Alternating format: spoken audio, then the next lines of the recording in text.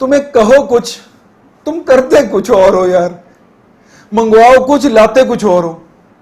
तुम भी ना हनुमान जी की तरह पूरा पहाड़ उठाकर ले आते हो।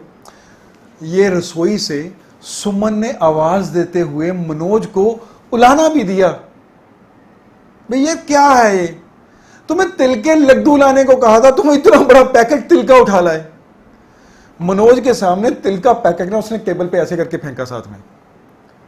मुझे कहां आता है तिल के लड्डू बनाना, प्रसाद के लिए बाजार से बनाए हुए लड्डू ले आते, झंझट खत्म।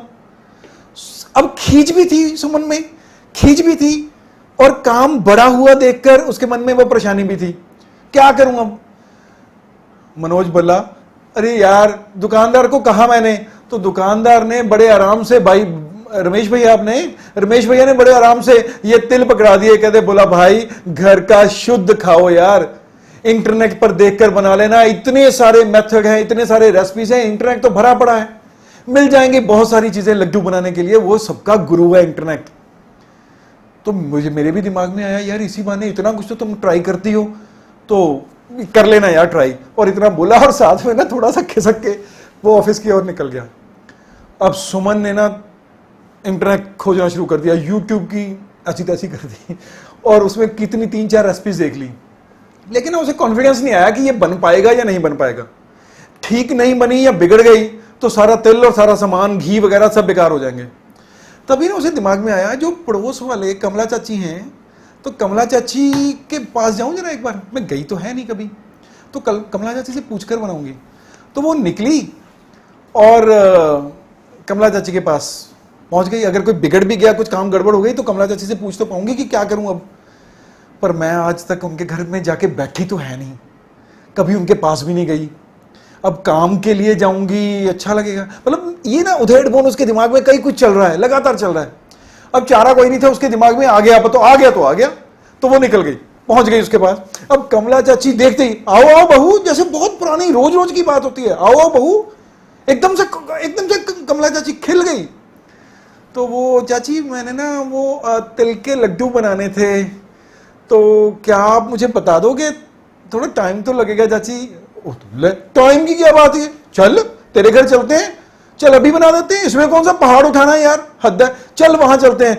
अब संजीवनी बूटी थोड़ी तोड़ के लानी है, लड्डू ही बनाने हैं, चल अब मैं चाय भी तेरे घर की, तेरे हाथ की पीऊंगी, चल। उसे उम्मीद भी नहीं थी कि कोई बंदा इतनी तैयारी से ऐसे उठ के आ जाएगा। काकी सिर पर पल्लू सा बांधते हुए तुरंत चली आई एकदम से उठ के सुमन के साथ।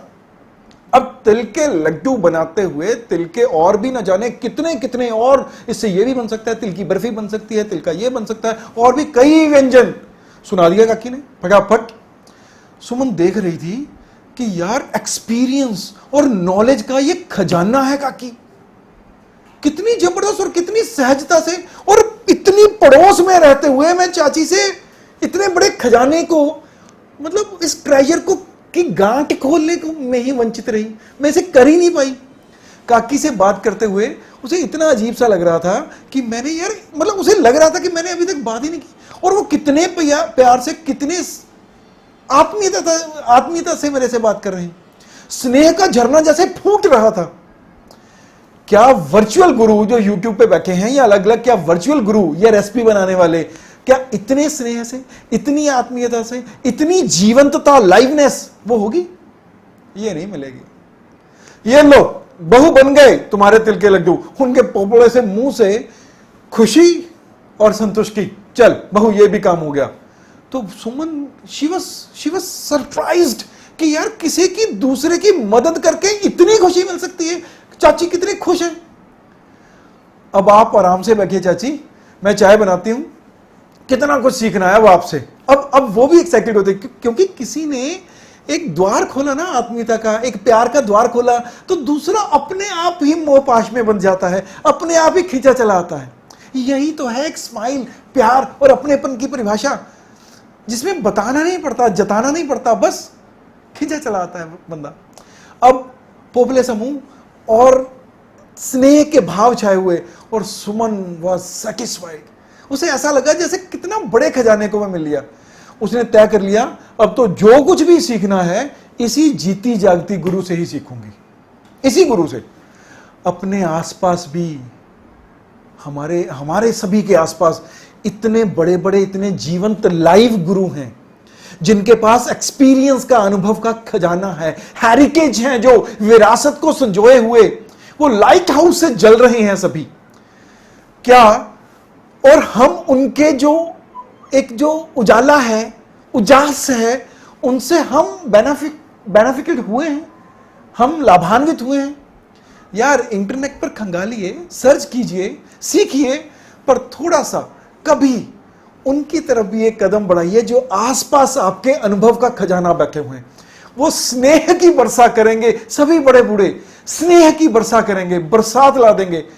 वो आपको आत्मिक रूप से तृप्त भी कर देगी और बिना किसी रिचार्ज के आप चार्ज हो जाएंगे। सच मानिएगा, यकीन मानिएगा, एक बार इस लाइट हाउस को नॉक तो करके देखिए।